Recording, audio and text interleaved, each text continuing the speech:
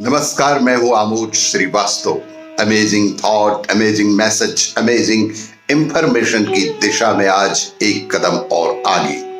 आज के इस चिंतन का विषय है हिंदू संस्कृति में विवाह के प्रकार।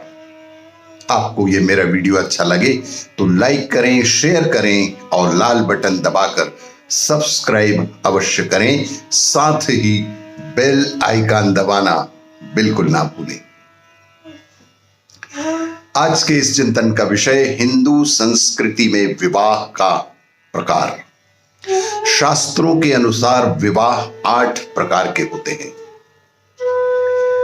विवाह के ये प्रकार हैं: ब्रह्म विवाह, दैव विवाह, आर्ष, प्रजापत्य, असुर, गंधर्व, राक्षस और पिशाच विवाह।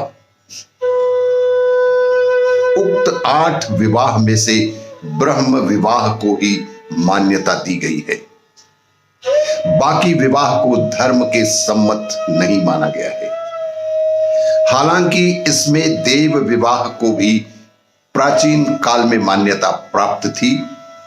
प्रजापत्य, असुर, गंधर्व, राक्षस और पिशाच विवाह को बेहद अशुभ माना जाता है। हिंदू विवाह भोग लिप्सा का साधन नहीं है। हिंदू विवाह सिर्फ और सिर्फ भोग लिप्सा का आधार और साधन नहीं, एक धार्मिक संस्कार है। संस्कार से अंतः शुद्धि होती है और शुद्ध अंतःकरण में ही दाम्पत्य जीवन सुखमय व्यतीत हो पाता है। 16 संस्कारों में ब्रह्म विवाह को भी एक महत्वपूर्ण संस्कार के रूप में शामिल किया गया है। पहला है ब्रह्म विवाह। दोनों पक्ष की सहमति से समान वर्ग के सुयोग्य वर से कन्या की इच्छा के अनुसार विवाह निश्चित कर देना ब्रह्म विवाह कहलाता है। इस विवाह में वैदिक रीति और नियम का पालन किया जाता है। यही सर्वोत्तम विवाह विधि है। दूसरा है देव विवाह। किसी सेवा, धार्मिक कार्य या उद्देश्य के हेतु या मूल्य के रूप में अपनी कन्या को किसी विशेष वर को दे देना देव विवाह कहलाता है। लेकिन इसमें कन्या की इच्छा की अनदेखी नहीं की जा सकती। यह एक मध्यम प्रकार का विवाह माना जाता है। तीसरा है आर्ष विवाह।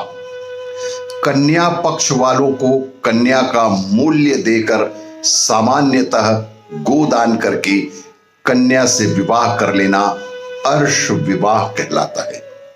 यह भी एक मध्यम प्रकार का विवाह कहलाता है। प्रजापत्य विवाह चौथा है प्रजापत्य विवाह। कन्या की सहमति के बिना माता पिता द्वारा उसका विवाह अभिजात्य वर्ग, धनवान और प्रतिष्ठित के वर से कर देना प्रजापत्य विवाह की श्रेणी में आता है। इसे प्रजापत्य विवाह कहते हैं। पांचवा है गंधर्व विवाह। इस विवाह का वर्तमान स्वरूप है प्रेम विवाह। परिवार वालों की सहमति के बिना वर और कन्या का बिना किसी रीति रिवाज के आपस में विवाह कर लेना ही गंधर्व विवाह कहलाता है। वर्तमान में यह मात्र यौन आकर्षण और धन तृप्ति हेतु किया जाने वाला विवाह ही रह गया है।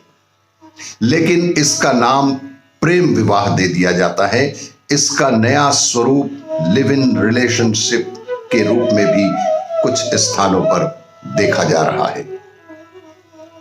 लिव इन रिलेशनशिप भी यही विवाह का एक तरीका माना जा सकता है।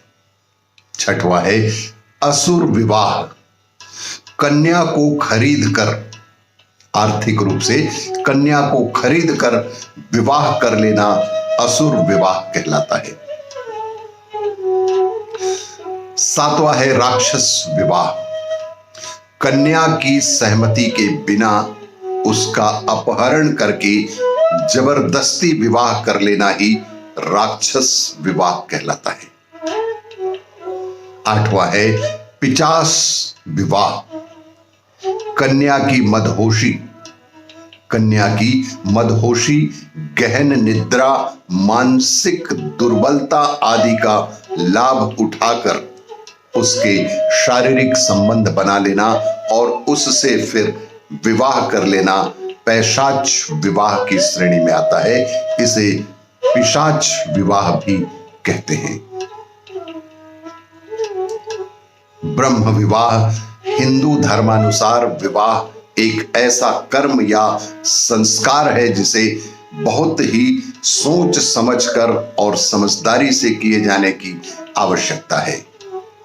दूर दूर तक रिश्तों की छानबीन किए जाने की जरूरत है। जब दोनों ही पक्ष सभी तरह से संतुष्ट हो जाते हैं तभी इस विवाह को किए जाने के लिए शुभ मुहूर्त निकाला जाता है। इसके बाद वैदिक पंडितों के माध्यम से विशेष व्यवस्था, देवी पूजा, वर वर्ण तिलक, हरिद्रा लेपन, द्वार पूजा, मंगलाष्टकम, हस्त पीतकरण, मर्यादाकरण, पानी ग्रहण, ग्रंथि बंधन, प्रतिज्ञाएं, प्रायश्चित, शिलारोहण, सप्तपदी शपथ, आश्वासन आदि रीतियों को पूर्ण रूप से पूर्ण किया जाता है।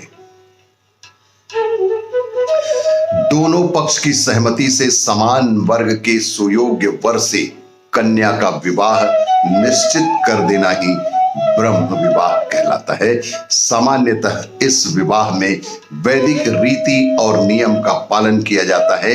इस विवाह में कुली मिलान को उचित रीति से देख लिया जाता है। मांगलिक दोष मात्र 20% ही बाधक बन सकता है, वह भी तब जब अष्टमेश एवं द्वादशेश दोनों के अष्टम एवं द्वादश भाव में 5 या इससे अधिक अंक पाते हैं। मांगलिक के अलावा यदि अन्य मामलों में कुंडली मिलती है तो विवाह सुनिश्चित कर विवाह किया जा सकता है। अतः मंगल दोष कोई बहुत बड़ी समस्या नहीं है, इसे सुधारा भी जा सकता है और इस तरह के विवाह को ही सामान्य तौर पर हमारे देश में मान्यता प्रदान की गई है। आपको ये मेरा वीडियो अच्छा लगे तो लाइक करें, शेयर करें और सब्सक्राइब अवश्य करें। धन्यवाद।